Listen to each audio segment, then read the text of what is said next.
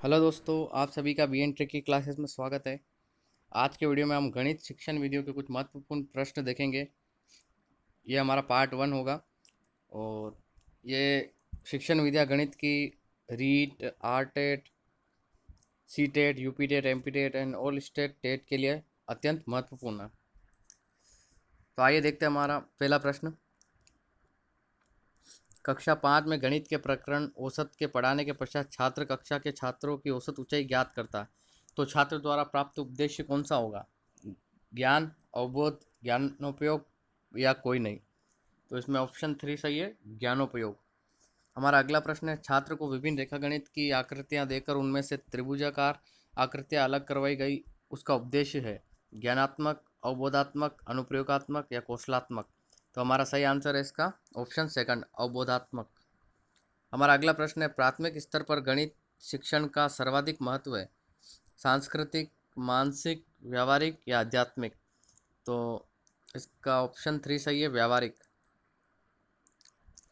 अगला प्रश्न है, गणित शिक्षण से छात्रों में स्वयं संबंधित जो व्यवहारगत परिवर्तन होता है वह है गणित में त्रुटि का पता लगाकर उसे ठीक कर सकता है, गणित की परिभाषाओं का प्रत्यास्मरण कर सकता है, तीसरा है अवकाश का सदुपयोग कर सकता है, चौथा है गणितीय आकृतियों की प्रशंसा कर सकता है। तो हमारा इसमें ऑप्शन फर्स्ट सही है, गणित में त्रुटि का पता लगाकर उसे ठीक कर सकता है।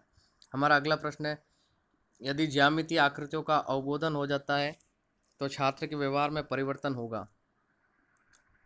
पहला ऑप्शन है आकृतियों का वर्गीकरण करने का, दूसरा है वैसी आकृतियों को खींचने का, तीसरा है आकृतियों की प्रशंसा करने का, चौथा है गणित परिषद पट पर ज्यामितीय आकृतियों का प्रदर्शन करने का। तो इसमें हमारा ऑप्शन फर्स्ट सही है, आकृतियों का वर्गीकरण करने का। अब हमारा अगला प्रश्न है, गणित शिक्षण में कक्षापयोगी उद्देश्यों का निर्धारण करने में किन किन बिंदुओं का ध्यान रखा जाता है? विद्यार्थियों के स्तर का, विषय वस्तु की विशेषता पर, मनोवैज्ञानिक सिद्धांत पर या उपरोक्त सभी। तो इसमें हमारा आंसर 4 सही है, उपरोक्त सभी। गणित शिक्षण द्वारा छात्रों में निश्चित, स्पष्ट, मौलिक, शुद्ध एवं क्रमबद्धता से छात्रों में कौन से उपदेश की प्राप्ति होती है? पहला ऑप्शन है व्यावहारिक उपदेश, दूसरा अनुशासनात्मक उपदेश, तीसरा सांस्कृतिक उपदेश या चौथा कोई नहीं। तो इसका सही आंसर है ऑप्शन सेकंड, अनुशासनात्मक उपदेश। हमारा अगला प्रश्न है, प्राथमिक स्तर पर गणित शिक्षण से छात्रों में विकास होता है जिज्ञासु प्रवृत्ति का, सृजनात्मक अभिव्यक्तियों का, तर्क शक्ति का या उपरोक्त सभी। तो इसमें हमारा ऑप्शन 4 सही है, उपरोक्त सभी।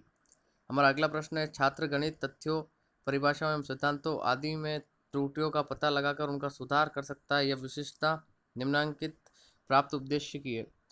कौशल की है, ज्ञान की है, अवबोध की है, अभिरुचि की है। तो इसमें हमारा ऑप्शन सेकंड सही है, ज्ञान की।